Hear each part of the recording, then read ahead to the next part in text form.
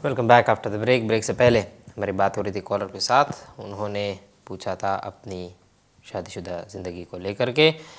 कुंडली husband wife दोनों की देखे तो कुछ अच्छा पिक्चर नज़र नहीं आ रहा। कुंडली में नज़र आता है कि इन दोनों के बीच की सेपरेशन होनी चाहिए, समहाउ दोनों एक दूसरे से अलग होंगे। और इन्होंने बताया कि ये अलग होने के प्लान में है, ये इंडिया जाना चाह रही है। और बढ़ते हैं उनकी ओर। हेलो हेलो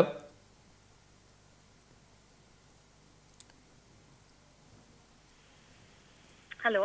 हाँ जी बहन जी। सो हाँ जी। ये तो सेपरेशन इनएविटेबल है, डिसीजन आपका है क्या करना क्या नहीं, सेपरेशन लेनी नहीं लेनी।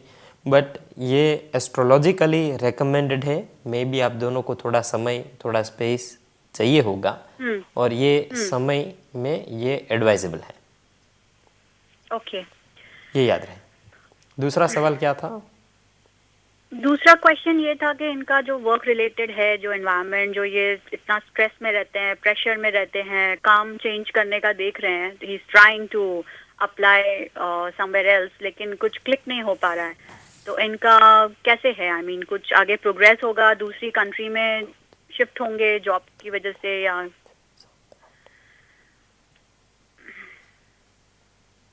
इनका वापस रीलोकेशन करना पॉसिबल है कहीं और? बहन जी, एक और कंट्री है इनकी कुंडली में। जैसे ये भारत में पैदा हुए, ठीक है, हम्म। मुंबई में पैदा हुए, यूके में रहते हैं। इनको जी। इंडिया से बाहर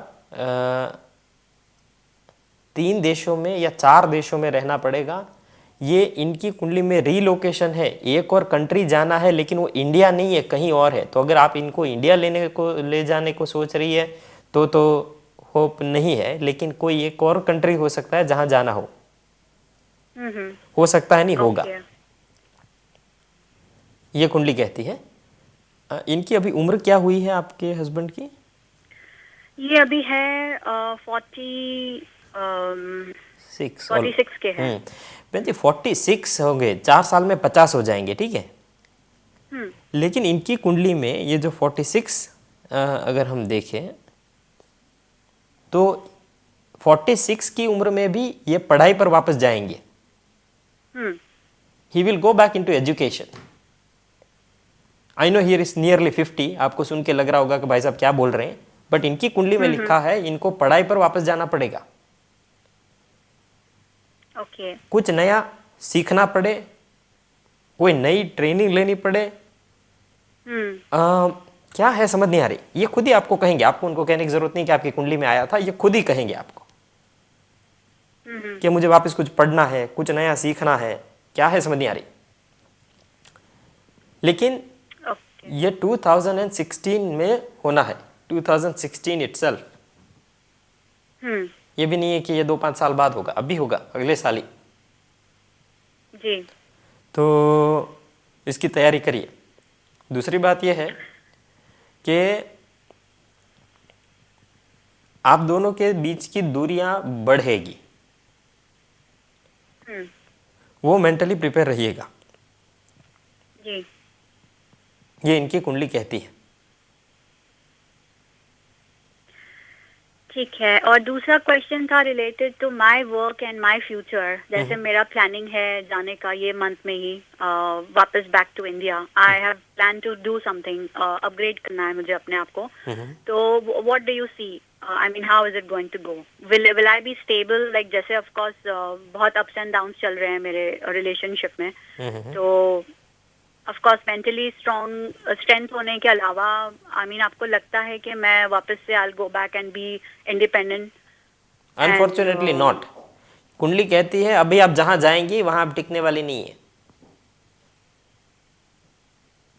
ओके। तो अभी आप इंडिया जा रही है। प्लान तो यही मंथ का है जाने का। हाँ जाइए। लेकिन कुंडली कहती है आप 10 महीना धक्का खाओगी फिर वापस आओगी। 10 महीने पूरे। और ये समय आपका ऐसा है बहन जी कि जहां पर आपको लगेगा कि आपका हर करीबी बंदा आपके खिलाफ है। तो क्या करना चाहिए इसमें? इसमें सिर्फ शांति और धैर्य बनाए रखना है। एक बात आपकी कुंडली में और है बंदे, दो चीजें। अगले 2 से 3 महीनों के अंदर आप किसी को कोर्ट ले जाएंगी या कोई आपको कोर्ट ले जाएगा। आपको कोर्ट जाना पड़ेगा।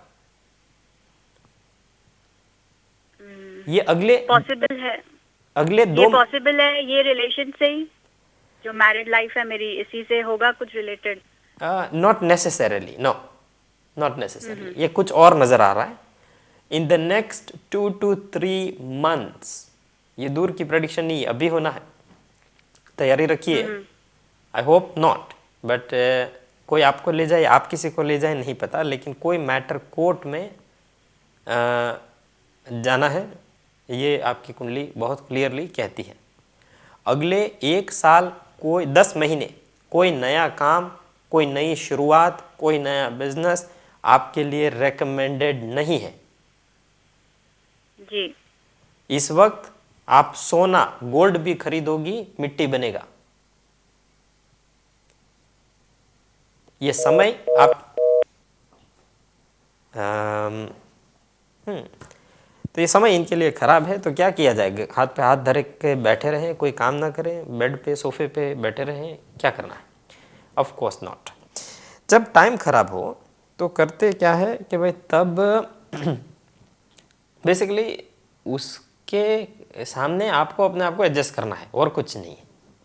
टाइम खराब है काम काज के लिए तो नया काम शुरू मत करें, जो है वो बनाए रखिए, चुपचाप शांति से बैठिए। कहीं शादी, काम धंधा, नौकरी, जो मंथली इनकम आती है उसमें तैयारी रखिए।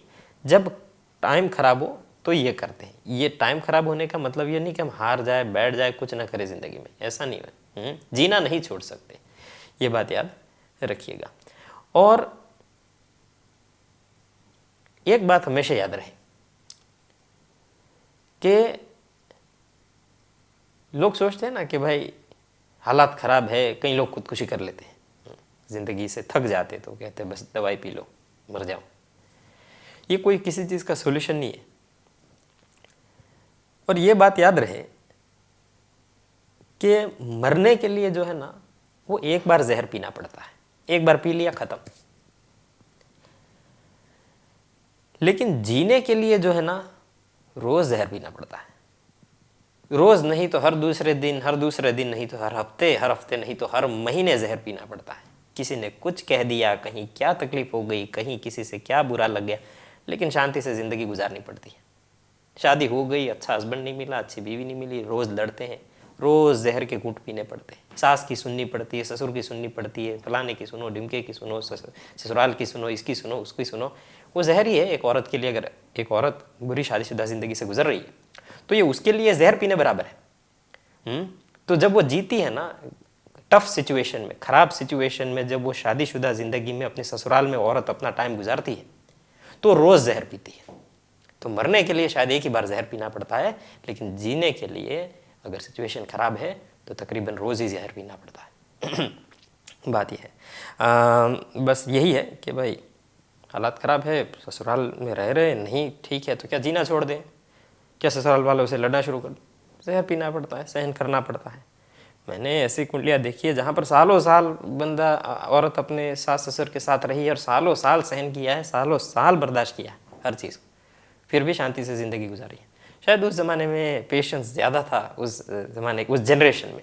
अब की जनरेशन में पेशेंस थोड़ा कम है, इसमें हम सब आगे ऑब्वियसली, तो ये है। बट एनीवे, बढ़ेंगे अगले कॉलर की और। प्रोग्राम में टाइम हमारे पास बहुत कम है। हेलो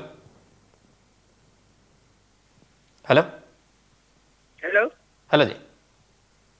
हेलो, मैं आपसे बात कर रही थी पहले मेरे सन के बारे में। हाँ हाँ हाँ हाँ, तो कट हो गया था फोन। डेट ऑफ बर्थ क्या है? 4th of October 1986। हाँ जी, 4th of October 86। उसके काम के बारे में। तो हम आपको कह रहे थे कि इसको कहिए कि काम बाहर ढूंढे। अगर वहीं रहा तो कुछ काम नहीं करेगा। जिस तरह का इसका राहु है, जिस तरह का इसका मंगल है, एक तो शहर के बाहर काम ढूंढना, दूसरी बात यह है कि इसमें इनकंसिस्टेंसी ऑफ इनकम, 2 दिन काम रहे, 3 दिन न रहे, 5 दिन रहे, 10 दिन न रहे, ऐसा होगा। और पिछले साल के एंड से इसकी कुंडली में शनि इसके धन स्थान में जन्म के शनि के ऊपर से गुजरा है। तो आप ये समझ लीजिए कि जब से 2015 शुरू हुआ इसके इनकम, कामकाज, पैसे के मामले में कमी आ गई। हाँ आप ये समझ लीजिए। तो ये समय बुरा है, इसके लिए समझ आती है, लेकिन इसको कहो बाहर जाए, इतने में अच्छा रहेगा।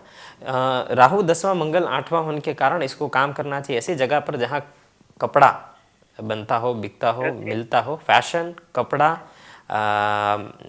मीडिया और ऐसी चीज़ें जो इलेक्ट्रॉनिक गुड्स, कोई भी ऐसी चीज़ जो बिजली, इलेक्ट्रॉनिक गुड्स, बिजली की तार, बिजली के कंपोनेंट्स, बिजली, इलेक्ट्रिसिटी से जुड़ी इलेक्ट्रॉनिक आइटम्स बेसिकली, ओके। तो उसमें इसको जाना चाहिए। वैसे है बहुत क्रिएटिव, इसकी कुंडली में पंचम स्थान में चंद्र है, शुक्र है और बुध है। चंद्र, शुक्र, बुध तीनों पंचम स्थान में होने की वजह से चतुर है, होशियार है, आइडियाज बहुत है। लेकिन आइडिया बहन जी, दिमाग को सही जगह लगाना जरूरी होता है ना। कोई बंदा बैंक चोरी करने जाता है तो उसके पास दिमाग नहीं होता क्या? उसको वो भी अपना दिमाग लगाता है।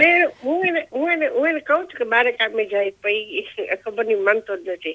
નહીં બેન, એને ભારત તો જવું જ પડશે તો જ મેળ આવશે, નહીતર તો ન્યા રહેશે ને કાંઈ કરવા નથી, કઈ ખાસ નહીં કરે એમ ગાડી નહીં હાલે ને બેન. 2 દી કામ કરે, 3 દી નો કરે, 10 દી કરે, પછી બીજા થોડું મળશે કામ, એને મળશે પ્રેસ્ટનમાં, પરમેનન્ટ નહીં મળે ને. વાત જ છે, કુંડલી કહે છે કે જ્યાં જન્મ્યો ત્યાં રહી ને તો ત્યાં એની પ્રગતિ ઓછી થાય. એ એની કુંડલી જેટલા પોટેન્શિયલ છે ને એનો યુઝ ન થાય, એમ સદુપયોગ ન થાય. એની કુંડલીમાં જેટલી તક લખિત ને એનો સદુપયોગ કરવો હોય તો એને એની જગ્યા જાય જન્મ્યો હોય ને મૂકીને બહાર જવું પડે. બરાબર? તેને કયો બહાર જાય, બહારની તૈયારી કરે ને મને તમે 3-4 અઠવાડિયાની અંદર ફોન કરીને કહેજો ભાઈ કામ મળી ગયું. હા ચોક્કસ હું ફોન કરીશ. 3 થી 4 અઠવાડિયામાં. બીજું કઈ કરવાનું છે ને વાસ્તુ હું કરું કઈ? બીજું બેન એને પન્નો પહેરવો પડશે, જો માનતો હોય પહેરાઈ દે. માને તો નહીં પહેરે. નો પહેરે કાંઈ વાંધો નહીં. અને ડિસેબલ લોકોને જમાડવાની વ્યવસ્થા કરો. હા ઈ કરીશ. એ તમે એને હેઠું કરી લો, કમાય એટલે તમારે એની પાસે એના પૈસા લઈ લેવાના પાછા. એના પૈસા આપણે ઉપાય કરવાનો તો હમણાં તમે એની માટે કરી લ્યો. ડિસેબલ માણસો જમાડવાની વ્યવસ્થા ને બધું આપણે કરો, પછી જયારે કમાવાનું ચાલુ કરીને એની પાસે પૈસા આવે એટલે આપણે એની પાસે પૈસા પાછા લઈ લેવાના. આ પૈસા તમારા એની ઉપર લોન છે. હા ભલે, એ તો હું કરી લઈશ. હા, ઈ એક જરાક કરાવો અને થોડોક એને ધક્કો મારો બેન. હા ભલે. હો, હમણાં 2016 ના એન્ડ સુધી એવું જ રહેવાનું છે, કેમ કે ત્યાર સુધી શનિ છે ને એના ઘરમાં જ પીડ્યો રહેશે, બીજા ઘરમાં, એટલે ત્યાં સુધી હલે નહીં. હજી 12 અપ્લાય કરે તો ભલે શનિ ન્યા પીડ્યો તોય કામ થશે, પણ 12 અપ્લાય કરે તો. ભલે. ઓકે બેન, ચાલો, થેન્ક યુ ભાઈ. આવજો, સારા સમાચાર આપો મને. હા ચોક્કસ ચોક્કસ. ઓકે ઓકે, આવજો બેન. સારા સમાચાર એટલે ક્યાંક પણાઈ નહીં દેતા પાછા. ચોક્કસ ના આપીશ તમને. હા, ઓકે ઓકે, આવજો, બાય. સારા સમાચાર તો પાછા ક્યાંક પણાઈ દે પછી ક્યાંક, એટલે કામના સારા સમાચાર આપજો. ये थी हमारे कॉलर जिन्होंने पूछा अपने बेटे के बारे में. प्रोग्राम में हमारे पास समय बहुत कम है, खत्म. एक्सक्यूज मी, प्रोग्राम में सिर्फ 1 मिनट और कुछ सेकंड्स बचे हैं, लेकिन ये इनकी जन्म कुंडली थी मिथुन लग्न की कुंडली और उसमें 10वें घर में पड़े हैं राहु. प्रोग्राम यहाँ खत्म होता है. जिन्होंने फ़ोन किया शुक्रिया, जिनकी कॉल नहीं ले पाए इनसे माफ़ी चाहते. प्रोग्राम को खत्म करना होगा, ये बात याद रहे कि ये ह्यूमन कैलकुलेशन है, इससे बढ़कर कुछ नहीं. ये कोई खुदा इल्म, इलाही इल्म, डिवाइन स्पिरिचुअल नॉलेज, रूहानी नॉलेज, नूरानी नॉलेज, मेरे पास कुछ खास ताकत है और मैं बाबा जी और मैं आपका कुछ कर दूंगा और मैं आपका सब कुछ ठीक कर दूंगा, ऐसा कुछ नहीं होने वाला. मैं आपका तो नहीं, मैं अपना भी ठीक नहीं कर सकता. मैं आपका सब कुछ नहीं, मैं आपका कुछ ठीक नहीं कर सकता. मैं आपकी एक भी चीज़ ठीक नहीं कर सकता. मैं आपकी कोई मुश्किल दूर नहीं कर सकता. मैं अपनी भी नहीं कर सकता. जितनी मेरी किस्मत में लिखी मुझे भी फेस करनी पड़ेगी. मुझे अपनी मुश्किल से लड़ना है. कोई ज्योतिषी, नजूमी, साधु, पीर, बाबा, फकीर, प्रीस्ट, ज्ञानी आपकी तकलीफ़ों के लिए लड़ नहीं सकता. आपकी तकलीफ आपने लड़नी है, मेरी तकलीफ मैंने लड़नी है.